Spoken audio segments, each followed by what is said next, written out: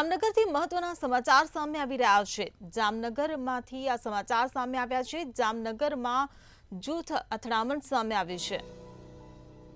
તો દડિયા ગામે સામાન્ય બોલાચાલીમાં જૂથ અથડામણની ઘટના સામે આવી છે।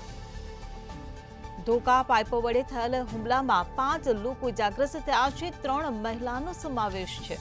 હુમલામાં લોકોને હાથ પગ માથાના ભાગે ઈજાઓ પહોંચી છે। ત્યારે તમામ ઇજાગ્રસ્તોને સારવાર અર્થે હોસ્પિટલ ખાતે ખસેડવામાં આવ્યા છે। તો પોલીસે બંને પક્ષ વિરુદ્ધ ફરિયાદ નોંધવાની તજવીજ હાથ ધરી છે।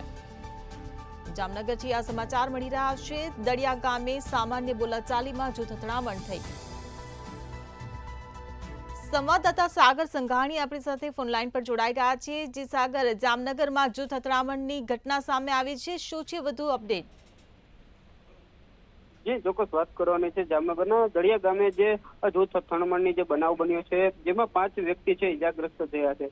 જેમાં જો વાત કરવામાં આવે તો 3 મહિલાનો પણ સમાવેશ થાય છે। અને સામાન્ય જે બોલાચાલીની જે બાબત હોય તેમાં જે ધોકા અને પાઇપો વડે જે હુમલો કરવાની જે ફરિયાદ આવી છે, અને હાલ જે ઇજાગ્રસ્તો છે તેમને જે જામનગરની જીજી હોસ્પિટલ છે તેમાં ખસેડવામાં આવ્યા છે। અને હાલ જે પ્રકારે છે બંને પક્ષો વચ્ચે જૂથ અથડામણ થઈ હતી, તેમાં ઘાયલ પણ થયા હતા। સામે ફરિયાદ થતા અને જે પોલીસ દ્વારા તમામ તપાસ હાથ ધરવામાં આવી છે। જે સમગ્ર માહિતી બદલ આભાર। તો જામનગરથી આ સમાચાર મળી રહ્યા છે। દડિયા ગામે જૂથ અથડામણની આ ઘટના સામે આવી છે, ત્યારે પોલીસે બંને પક્ષ વિરુદ્ધ ફરિયાદ નોંધવાની તજવીજ હાથ ધરી છે।